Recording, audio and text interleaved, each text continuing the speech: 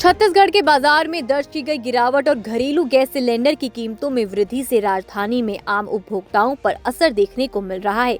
लोगों का कहना है कि महंगाई ने जीवन कठिन कर दिया है।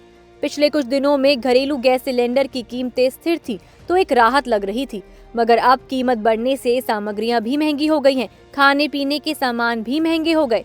बता दें कि बाजार में गिरावट का असर व्यापारियों और आम जनता की आर्थिक स्थिति पर भी देखने को मिलेगा। बताते चले कि देश में 8 अप्रैल से रसोई गैस सिलेंडर 50 रुपए महंगा हो जाएगा। पेट्रोलियम एवं प्राकृतिक गैस मंत्रालय की तरफ से 7 अप्रैल को बताया गया कि एक दिन बाद से उज्ज्वला योजना के तहत 14.2 किलोग्राम के गैस सिलेंडर की कीमत 500 रुपए से बढ़ाकर 550 रुपए होगी।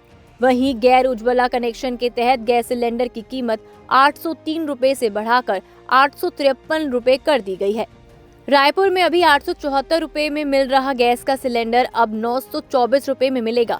बाजार विशेषज्ञों का कहना है कि गैस सिलेंडर की कीमतों में वृद्धि का असर विशेष रूप से मध्यवर्गीय और गरीब परिवारों पर पड़ेगा। रायपुर में भी जब गैस सिलेंडर की कीमतें बढ़ती हैं तो इससे घरेलू बजट का प्रतिकूल प्रभाव पड़ता है। एक तरफ जहां घरेलू गैस की कीमतें बढ़ रही हैं, वहीं बाजार में मंदी का असर व्यापारियों की बिक्री और आय पर भी पड़ेगा। इस प्रकार से आर्थिक दबाव बढ़ेगा और खासकर खाद्य सामग्रियों की कीमतें बढ़ सकती हैं। अशोका हाइट्स मोवा की रहने वाली अदिति अग्रवाल ने कहा कि सरकारी नीतियों के अनुसार दामों को घटाया या बढ़ाया जाता है। इसमें आम जनता को सहयोग करना चाहिए। आज चीजें महंगी हुई हैं तो कल सस्ती भी होंगी। हालांकि कुछ चीजों के दाम बढ़ने के बाद नहीं गिरते हैं, जिससे आम जनता को परेशानी होती है।